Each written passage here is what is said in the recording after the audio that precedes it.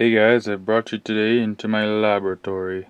Nah, just my workbench in the back. This is where I get all my work done, really. It's a disaster area, that's why I don't see it on video very often. I take the pictures in the nice, sterile, pretty environment out front, but this one I'm doing a bit of a messy job, so I'm gonna do it back here. So what I've got here is CorrosionX. I've heard this stuff is good for waterproof. This is going to be a trial run for me. Basically what the stuff does is it puts like an oily coating on the electronics, and it's non-conductive, so it prevents water from hitting the electronics and prevents water damage, so it's good for waterproofing. So I picked up a can of this stuff. Apparently the non-aerosol is a better version, but this is the only one available in Canada, at the only retailer available in Canada. And they said it was pretty difficult to get it, so they couldn't get me the non-aerosol one. So there you can see the price tag. I paid 16 bucks for it. A little bit steep in my opinion, but I'm hoping it'll do the job and it'll do it well, and then it'll be well worth it. Alright, so the first thing I've got here is a canning jar, just a normal canning jar. I bought a dozen of those a few years back just for sorting nuts and bolts and stuff. And then my can of CorrosionX. I just have the normal version because that's, like I said, that's all they had. So what I'm going to do is I'm going to empty the aerosol can into the canning jar, because when I do my electronics I want to dip them to ensure that they're thoroughly coated. So I need to empty that can into that jar. So I'll show you how I'm going to do that. Alright, the first thing I did was take the cap off, obviously. I needed two hands for that, that's why I put you guys down and turned it off for a second. Second thing I'm going to do is take the little spray nozzle off. Don't need that either. And then I'm going to take the can, put it upside down in the jar. So it's upside down there, it's got the nozzle resting on the bottom. So I've also got a rag here, and I'm just going to one-handedly and not very precisely wrap the rag around the top of the jar so that nothing escapes and I don't have to breathe this crap in too much.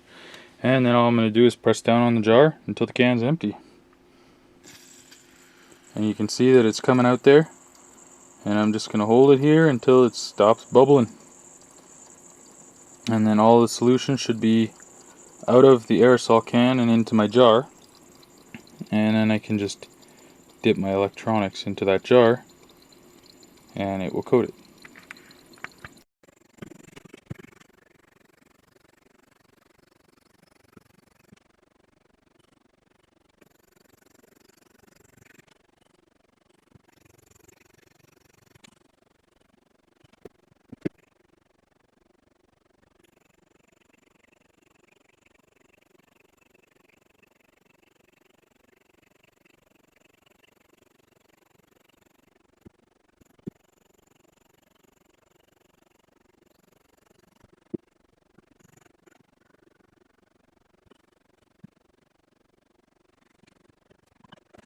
Okay, so I had to end up pulling that thing out and putting the nozzle back on and just spraying it into there. Normally it stinks, but it can't be that bad for you.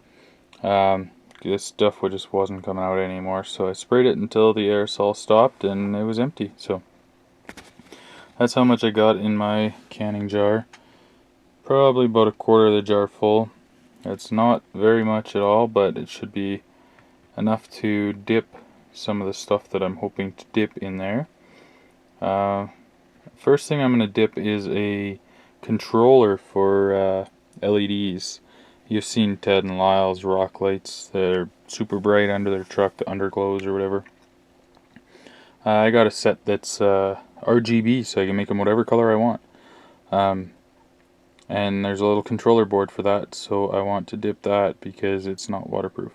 So I'm going to grab that out of the honcho, and I'll show you guys dipping that. Alright, so I wasn't really thinking this through when I installed this, but I've already got these heat shrinked onto the light bars that are installed underneath the rail. And I really don't want to cut that off, so it's stuck to the truck. So this is going to be a little more challenging than I really needed to make it if I'd have left it off. But basically what you do is you just take the whole board, and this is the board here, not much to it, and you just dip that right into the solution. A little fizzy, that's kind of neat. You just dip it right in there and let it sit. I'm gonna find some weight or some pliers or something to hold it down with, but basically you just put it in there fully submerged, and you can see bubbles coming off of it. So I'm gonna leave it in there for a while. Some people suggest leave it in there for at least a day, like 24 hours. I probably will, only because it's bedtime now and I'm not going to get back here until tomorrow evening, so it'll probably be 19 hours it'll be in there. And then they say let it dry for another day, and then it should be good, and you shouldn't have any ill effects from it, and it shouldn't affect the electronics. The reason I'm testing it on this LED board is because I can buy a new one of these from eBay for like $4, so it's really not a huge expense. Much cheaper than trying it on an FXR or a Castle Mamba Pro or something like that I would be using it on in the future. So I'm gonna let this sit and we'll check it out again tomorrow. Hopefully it works for us. Alright, here we are the next day, about 6 o'clock, so it's been in there for a good close to 20 hours probably. Stopped bubbling. It was still bubbling last night when I checked on it before I went to bed, so it stopped bubbling. So I wonder if that's like absorbing into the board and stuff. That's pretty cool. So let's pull it out and see. Gotta let it drip dry here, so I don't want to move it too far.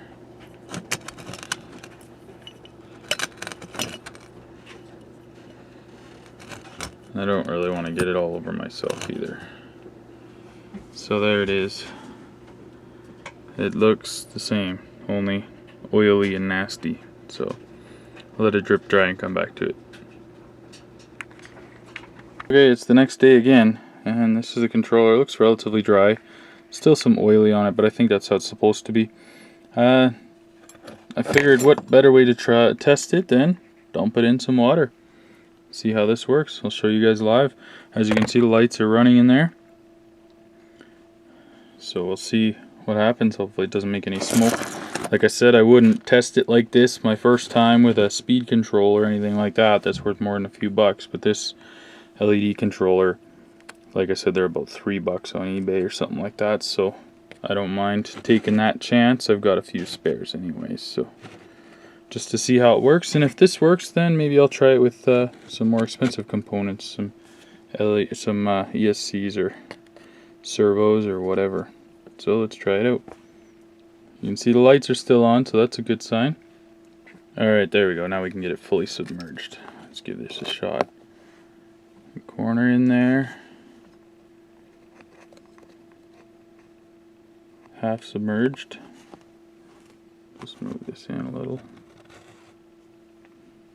I just don't want to get my hands in there too much. There you go, fully submerged. Obviously the lights are still working. You can still see them shining off stuff under there. And it's fully submerged in water. So, seems like it works.